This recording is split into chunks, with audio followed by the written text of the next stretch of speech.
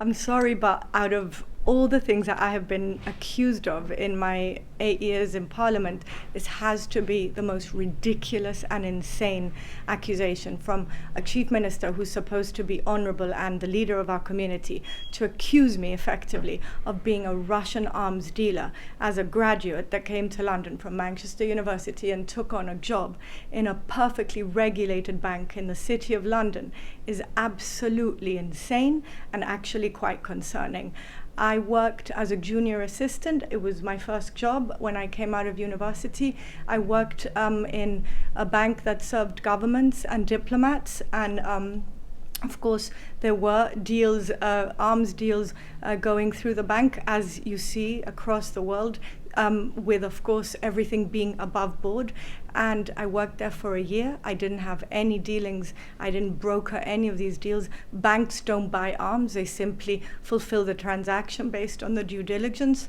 And also, I have to say that I left the bank about 3 months into Putin's regime. I came to Gibraltar, had my 4 children, worked in private banking for a couple of years in Gibraltar, and then raised my kids, took on a degree in journalism and went into politics. That is my CV right there. There is nothing untoward. I have never dealt with arms, and I think it's absolutely ludicrous. So there is the answer to that, and it shows the desperation of a chief minister who must be cracking under pressure and has to bring something straight out of Donald Trump's playbook in order to level some ridiculous accusation at an MP. The Chief Minister says no GSLP Liberal MP has or has had any relationship with those implicated in Putin's regime. Are you satisfied with this response? Well, not really, because he hasn't really satisfied our questions.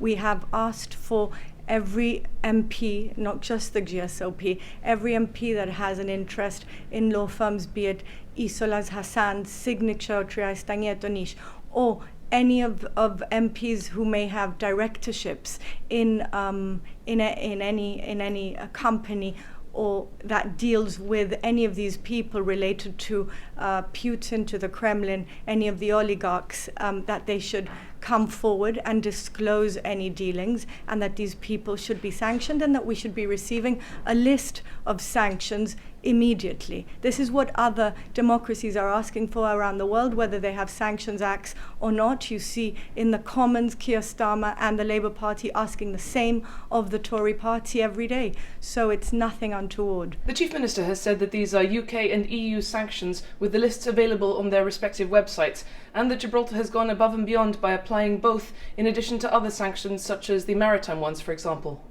Listen, they can apply whatever they want, but it's down to the people with interest in these companies to disclose for themselves and to research who they've been dealing with. Because, of course, before the last 2 weeks, we didn't know who was who, and we didn't know who may have been involved. So now it's not just according to what's out there, what list is out there. It's about the members of Parliament ensuring that they do their due diligence and they come forward, and that the sanctions lists are applied and made public ASAP.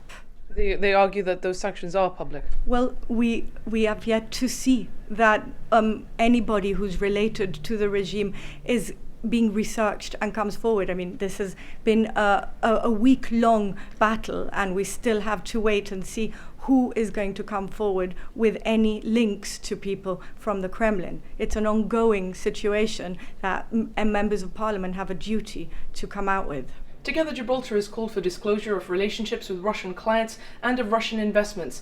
What's your response to the argument that measures should be targeted at those specifically involved with Putin's regime and not all Russians? Well, there may be Russians that are bona fide and there may be Russians that aren't. It's down to people who are dealing with these individuals to come out and disclose or do their due diligence and find out where funds are originating from and who these people are.